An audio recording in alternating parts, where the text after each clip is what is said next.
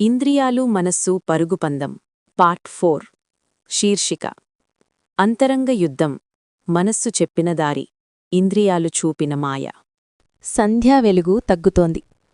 అడవిలో అజ్ఞాతంగా నడుస్తూ ఉన్న అరవింద్ మనసు ఇంకా పార్ట్ 3లో జరిగిన అనుభవాల నుంచే బయటకు రాలేదు. అతని లోపల ఒక వింత నిశ్శబ్దం. బయట అడవి భయానకంగా ఉంది. లోపల మనసు ఇంకా తుఫానులా పరిగెడుతోంది. ఇంద్రియాలు ఓడిపోయినట్టు కనిపించినా నిజానికి అవి పరిగెడుతున్నాయి.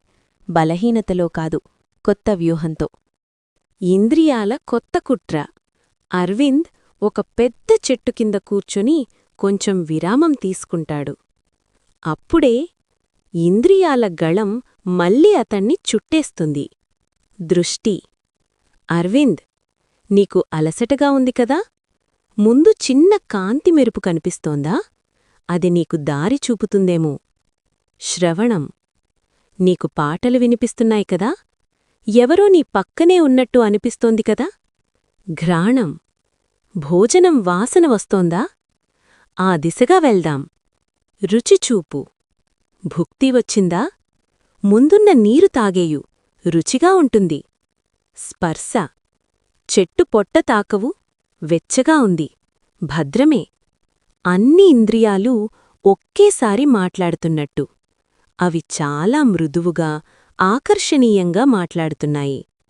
విజయం కోసం కాదు, ఆత్మను మళ్లీ జయించేందుకు. మనస్సు చెప్పిన హెచ్చరిక. మనస్సు నెమ్మదిగా మాట్లాడుతుంది. మనస్సు: అరవింద్, విను. ఇవి నీపై ప్రేమతో మాట్లాడడం కాదు, నీ శక్తిని, నీ దిశను, నీ ధ్యానాన్ని దోచుకునేందుకు వచ్చిన మాటలు. జాగ్రత్త. ప్రతి మెరుపుకాంతి దారి కాదు, ప్రతి శబ్దం నిజం కాదు. అరవింద్ కంగారుపడతాడు. అయితే ఏది నమ్మాలి?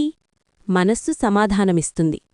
లోనుండి వస్తే నమ్ము, బయటినుంచి లాగితే సందేహించు.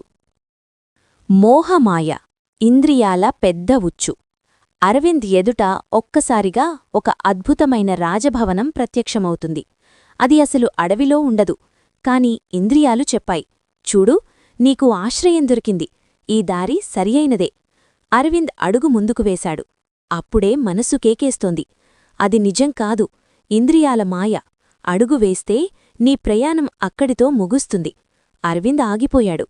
కళ్ల ముందున్న భవనం కరిగిపోయి మళ్లీ చీకటి అడవే కనిపించింది. అతను భయపడ్డాడు. ఇది ఎంత పెద్ద మాయా! నిజమైన పోరాటం ప్రారంభం. ఇంద్రియాలు కోపంతో పేలాయి. దృష్టి. మా మాయను గుర్తుపట్టావా? శ్రవణం.